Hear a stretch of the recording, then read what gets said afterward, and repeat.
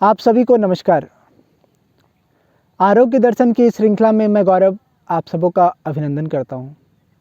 साथियों, आज हम लोग आरोग्य दर्शन की श्रृंखला में आपसे बात करेंगे त्रिदोष में एक महत्वपूर्ण कड़ी जो कफ दोष होता है उसके विषय में। आज हम लोग कफ दोष के विषय में यह जानेंगे कि कफ दोष के कितने प्रकार होते हैं, कफ दोष से कौन कौन से रोग और व्याधियां होती है, उसका क्या प्रभाव हमारे शरीर पर पड़ता है और उसका उपचार हम कैसे कर पाते हैं। हम एक एक कर इसके ऊपर चर्चा करेंगे।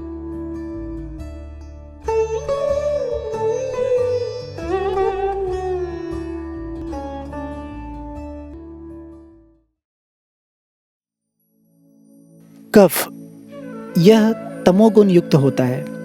कफ चिकना, भारी, सफ़ेद, पिक्चल और शीतल होता है। स्वाद में मधुर, परंतु विक्षद व खराब होने पर यह नमकीन सा होता है। यह हमारे शरीर में मुख्य रूप से अमाशय, हृदय, कंठ, सिरा और संधि अर्थात शरीर के जोड़ों में पाया जाता है।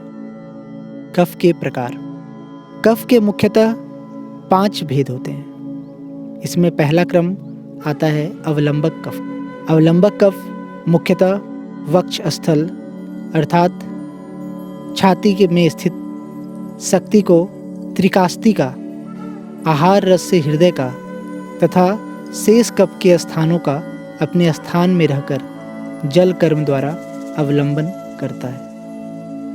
दूसरा क्रम आता है क्लेदक कफ। यह अमाशय में स्थित रहकर अन्य समूह को क्लेदन करता है अर्थात भिगोता है। तीसरा क्रम आता है बोधक कफ। यह रसना में स्थित रहकर मधुर आदि रसों का बोध कराने में अपनी एक सहायक भूमिका निभाता है। चौथा क्रम है तर्पक कफ। यह भी रसों का बोध कराने में अपनी एक महत्वपूर्ण भूमिका निभाता है। पांचवा कफ के प्रकार में श्लेष्मक कफ का आता है। श्लेष्मक कफ मुख्य रूप से संधियों में रहकर जोड़ों को अच्छी प्रकार से एक दूसरे के साथ जोड़ता है।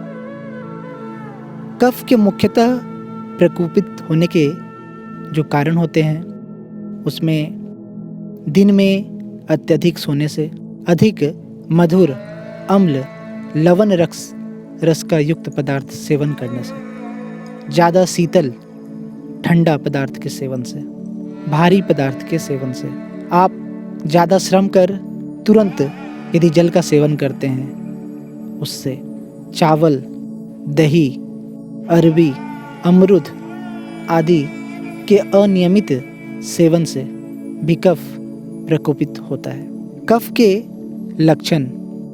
शरीर में कफ की कमी होने पर रूखापन, भीतर जलन, ज़्यादा प्यास लगना, संधियों का ढीली हो जाना आदि, बार बार खांसी या छींक होना। और कफ के उपचार।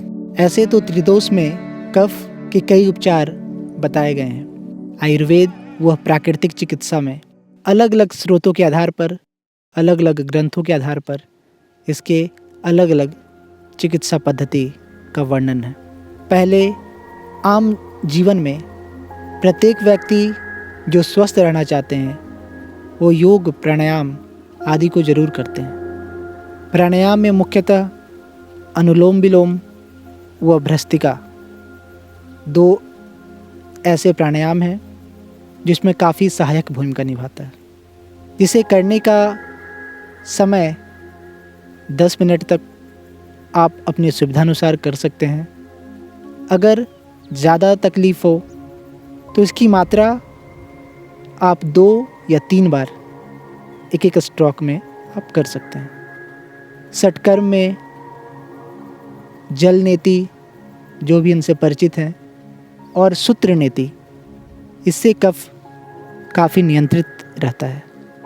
नस्य कर्म आँखों में अंजन लगाने से, तेल की मालिश करने से, गर्म जल का सेवन करते रहने से, साथ ही शहद का सेवन, चाहे आप ऐसे ही शहद लें, शहद को तुलसी के रस में लें या शहद को नींबू के रस के साथ लें, सभी में शहद का इसमें काफ़ी फ़ायदा देखा गया है। इसके साथ ही तुलसी का काढ़ा और वासक, यदि आपको ज़्यादा कफ का दोष लगता है तो उसमें एक रामबाण बताया गया है। 2 चम्मच तुलसी का रस, 2 चम्मच अदरक का रस, 2 चम्मच वासक के पत्ते का रस और 2 चम्मच शहद, अर्थात 8 चम्मच। इस रेशियो में, इस अनुपात में यदि आप लेते हैं तो अच्छे से अच्छा या पुराने से पुराना मरीज जो कफ दोष से ग्रसित होता है उसमें काफ़ी सुधार देखा गया है। साथियों, आज के इस श्रृंखला में आपने त्रिदोष में एक महत्वपूर्ण भूमिका रखने वाला दोष कफ दोष के बारे में समझा। कफ दोष के कितने प्रकार होते हैं, कफ दोष से कौन कौन सी व्याधियाँ होती है और हम उसका उपचार कैसे कर सकते हैं। कुछ प्राकृतिक उपचार, कुछ प्राणायाम विधि आपने बहुत संक्षिप्त लेकिन सरल व स्पष्ट भाषा में समझे आप।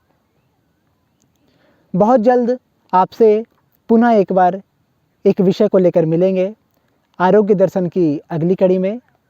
तब तक के लिए आप सभी को नमस्कार। आप लोग स्वस्थ रहें। धन्यवाद।